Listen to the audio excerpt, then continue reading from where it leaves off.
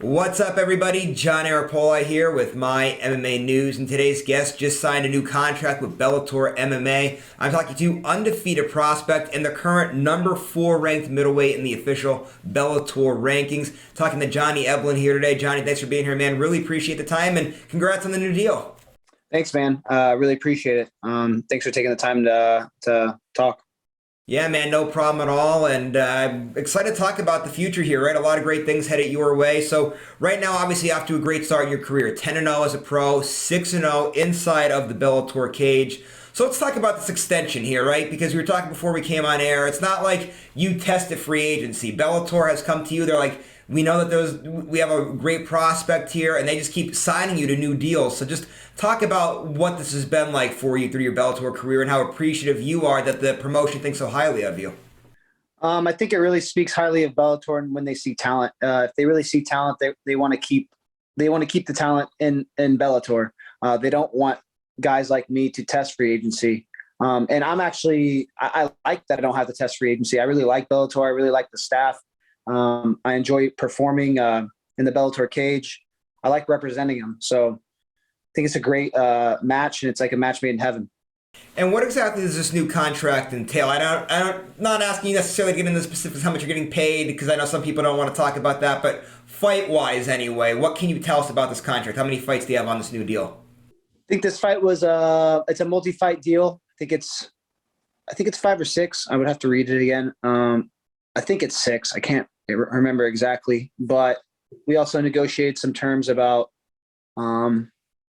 like title fights and pays for that and so on and so forth. So it kind of just shows where they know where I'm headed.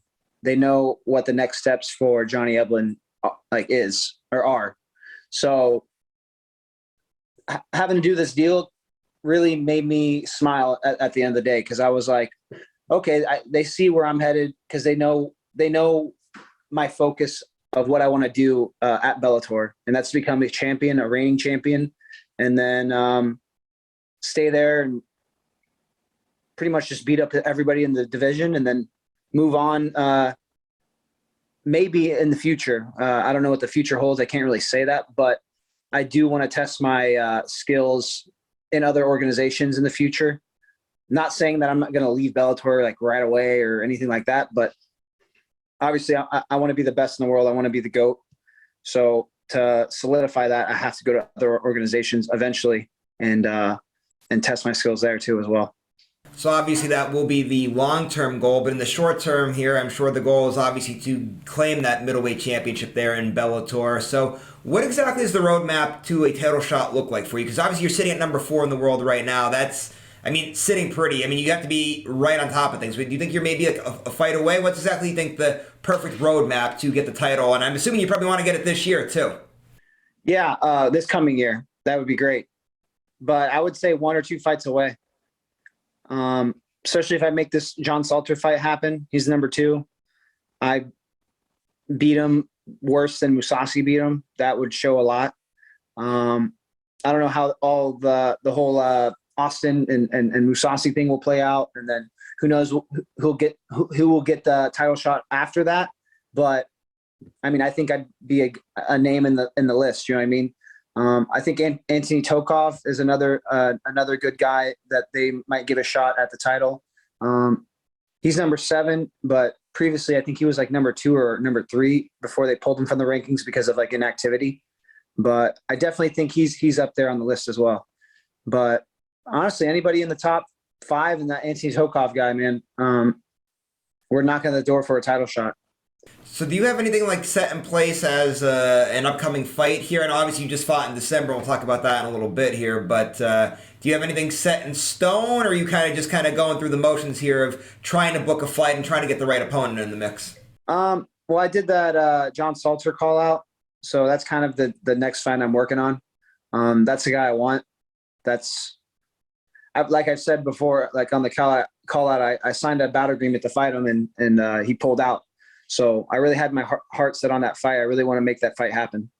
And that fight does make sense too, right? He's just challenged for the title, coming off a title loss there. You're number 4. It makes sense from a ranking standpoint. So hopefully Bellator will be able to make that happen, because it's a fight that definitely the fans are going to want to see. And regardless of who exactly you fight next, we know that one thing with this roadmap to the title shot, it's all going to go through South Florida at American Top Team. That, of course, is your home gym that you train out of there. Amazing gym, right? We just saw it a couple weeks ago. Was it last week maybe for the MMA awards that once again won Gym of the Year. I don't know how many times in a row it is that it's won now because... Yeah, like 5 or 6 or something crazy like that. 5 or 6 times, yeah. All right. Fantastic facility, fantastic gym, amazing talent. Just talk about the gym a little bit and how it's helped you grow and be so successful in your MMA career so far. I think they bring a lot of resources to fighters. It's a giant gym. It's a great facility. There's a good coaching staff there that I can work with. King Mo, Mike Brown, Steve Mako, Anderson Francia, Dia Davis. Those are my main coaches I work with at ATT, and I'm blessed to have them. They're great. They play their roles and they really help me flourish as a fighter. And yeah, man, it's great because at ATT there's a lot of fighters there as well with a lot of skill sets and a lot of knowledge. So I'll go to them a lot of the time to pick their brains. But yeah, man, giant gym, a lot of fighters, good coaches. It's a good gym, man. I couldn't say anything bad about them.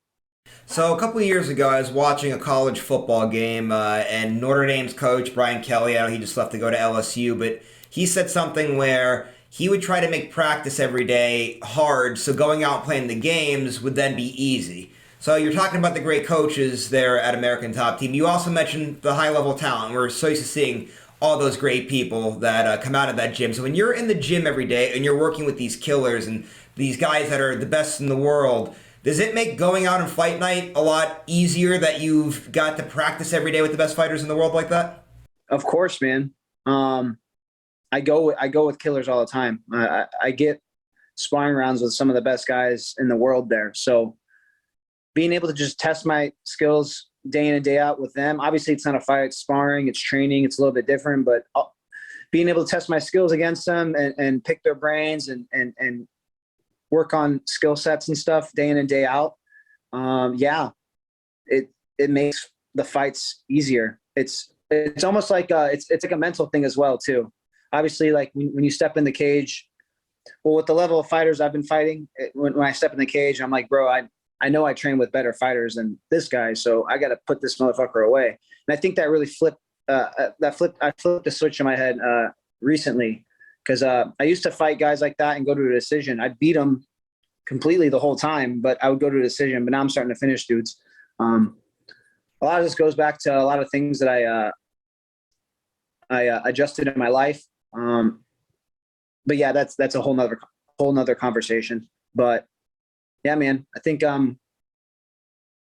being at ATT and having that top level talent day in and day out really like sets me apart from a lot of other fighters when I step in that cage.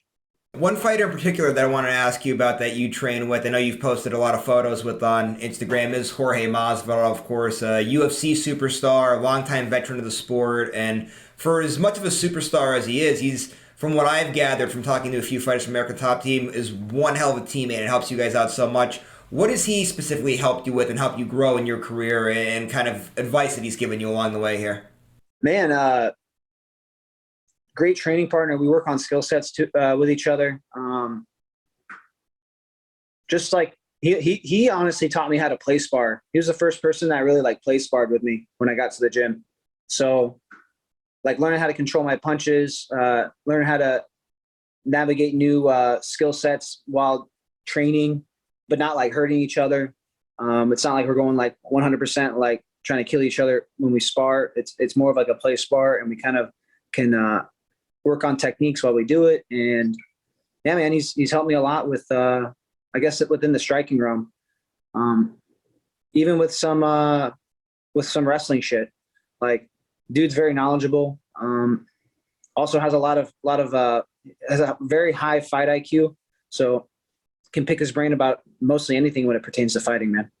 And just a moment ago, I know you mentioned that you kind of had a different mental switch in things and how it was a whole different conversation, but I do want to ask you about that. Is there anything that you're willing to share with that? I'm not going to force you to if you don't want to. I don't know, obviously, where exactly it lies in that. But is there anything you want to share? No, I'm glad you're asking. I'm glad you're asking it. So for a while, I was basically kind of stuck in a rut, like not even mentally or like physically. Like I was just stuck in a rut in general, and I noticed I was like exhibiting a pattern when I would train and fight. I would train, fight, and like get hurt a lot. I would get injured a lot. To make it simple, I would get injured a lot, and I felt like I wasn't very focused on becoming a world champion. I was more focused on like trying to get myself healthy again. So literally, I ended up. I was like scrolling through Instagram, found this company called Functional Patterns, and they deal with like fixing people's like basically pain problems and their movement problems. So literally I kind of dove in on it. I really sat back and reassessed my life and had to make a lot of adjustments to refocus and basically adjust how I approach training, how I approach life in general. So how do I explain this? It's not as complicated as I'm making it, but literally, I would prioritize the wrong things beforehand, and now I prioritize the right things to become a world champion. If that makes any sense. But literally, FP kind of took me out of chronic pain and being fucked up all the time, I guess.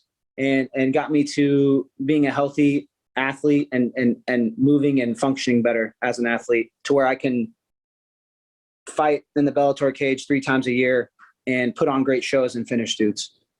Well, is this like a recovery type of a thing that you needed, or is it changing your diet? What exactly was the ins and outs? It's all encompassing, man.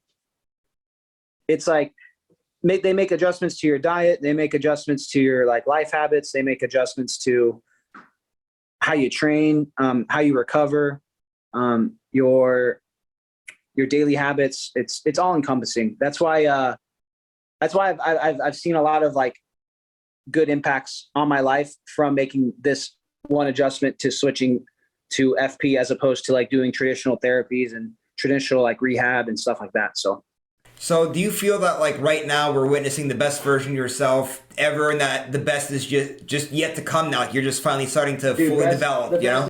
Dude, the best is yet to come for sure. I'm on an uptrend and I'm going to keep trending up, and I'm growing exponentially every day, and I don't see that diminishing anytime soon. And we're looking forward to seeing what you end up accomplishing now as you're feeling so much better. And I'm going to guess that a lot of what you've been dealing with has to do with your last performance, for example, right? Just a couple weeks ago, we just saw you fight, and what a freaking knockout, man, right? 70 seconds, right? That's all you needed inside of the cage, or 71 seconds. I'm going to cut you short by 1 second there, but like, what a performance. And just talk about that too, just like how good you felt in that fight, and just how all these different things you've been working on now have kind of come into full circle here, and we just saw it on full display there. Yeah, man, it was nice because I went through a whole camp. I didn't get hurt. I felt very on point. My weight was coming off perfect. I was very focused for this fight. Had a lot of mental clarity. I did a lot of envisioning of what I wanted to do that fight. That's kind of why I was upset whenever what played out wasn't exactly what I played out in my head. I had a lot of different scenarios. I didn't have that scenario really playing out. Like the guy kind of just like turning his back. I was like, what the fuck? This guy's never done that ever in a fight. So I was very confused when it happened. I don't know. Maybe he just felt the pressure and it was different, and I was hitting him. I mean, he took a few good shots. So I don't know, bro. I don't know what happened. It was very weird to me. But honestly, I wanted to stay in that cage a little bit longer so I could show a little bit more of my skill set and showcase more violence, bro. Because I watch it. It's violent, but not violent enough for me. Well, you're going to have plenty of opportunities coming up here in the future to definitely showcase that violence that you have there. And obviously, we might be seeing you possibly do it for a middleweight championship. So I do actually want to get your thoughts a little bit on this upcoming middleweight championship bout, right? With Gegard Mousasi, Austin Vanderford, just a little breakdown of kind of how, not necessarily saying who you think is going to win or lose, but just a little breakdown as how you see that fight kind of playing out, because I know you have these title aspirations, and the winner is possibly, I know we talked about there's a few different scenarios there in the mix, but obviously the winner of the fight may be somebody that your opponent might be, you might be fighting them next, really. So I think it's going to be a good fight, a close one. I think Mousasi has like the fight IQ, the striking, and I think he has the fight IQ and striking advantage. I think Austin has the wrestling, the athleticism, and he has the wrestling and athleticism advantage. So however that fight plays out, I don't know. I would say though, I'm leaning more towards Austin, but that's just my personal opinion. And then, yeah, man, however that plays out, I'm willing to fight either guy. I'm getting paid either way. I don't care who it is. I'm getting paid well by Bellator. So whoever they put in front of me, I'm going to try to take their head. But right now my sights are set on John Salter. And after that, we'll see what happens. Now, Austin did make the transition over to American Top Team for a while. Is he still down there? Is he a teammate of yours? Yeah, we're teammates. So how would that go then? Like if he wins, and obviously I know you want to claim the championship there. If Bellator came and was, let's say he wins, you win your next fight. Hey, we want to make this fight. Are you guys cool with being teammates and going out there and doing what you have to do? Yeah, we've had this conversation. It's all business, man. So would you guys have to then adjust like training schedules? Like you guys wouldn't be in practice at the same time, I would assume? Sure, I'm sure. We'd make adjustments. ATT has done this multiple times with PFL. Mostly PFL. They've had to do this, but I think they've had matchups in the UFC as well where guys were from the same gym. But yeah, man, it's nothing new. And obviously that fight, I believe, is booked for February. Do you want to get in there again pretty soon and kind of keep yourself on like almost like a schedule like they are, or does not really matter? That'd be great. If I could be on that card, I would love to be on that main card, because yeah, dude, just having me and John Salter in Ireland. I think it's in Dublin, right? On maybe the co-main, or no, I think they already listed the co-main, but having me on the main card, because I think they had that guy that's out of Dublin fighting on that card. So maybe the fight before the co-main or something like that. Me and John Salter, I put him away, and then the middleweight championship fight goes how it goes. I think it'd be a great setup for it. Definitely would. That would all play out perfectly for you. We're looking forward to seeing it too. Hopefully all that works out for you there. Thanks so much for the time here today. One last thing though before I let you get going here. Go ahead, plug your social media, management, sponsors, anybody you want to give a shout out to that you haven't done so yet. Please feel free to do so. The floor is yours. Yeah, shout out to Functional Patterns. Also shout out to my manager, Sucker Punch Entertainment, Brian Butler. And yeah, shout out to ATT. My Twitter and Instagram handle is at Johnny Eblen. Follow me. Hit me up. Diamond hands all day, baby. All right, Johnny, thanks for the time here today, man. Really appreciate it. Very insightful conversation there. A lot going for you, too. So really looking forward to seeing what you do here in the Bellator cage. I know it's a big year coming up for you here in 2022. So, again, looking forward to seeing it. And to all of you guys out there that watched today's interview, just want to thank you for watching through this here. Make sure you go to the bottom and give this video a thumbs up if you like what you saw here today. If you haven't done so already, please subscribe to this YouTube channel. Appreciate all of the subscribers. And guys, I know you do this pretty much already, but I'll go ahead and remind you anyway. Go to mymmanews.com, check out our great work, go to our social media pages, give us a like and a follow on there. And if you want to find me on Instagram or Twitter, I'm at John Arapoli. We'll see you later, everybody.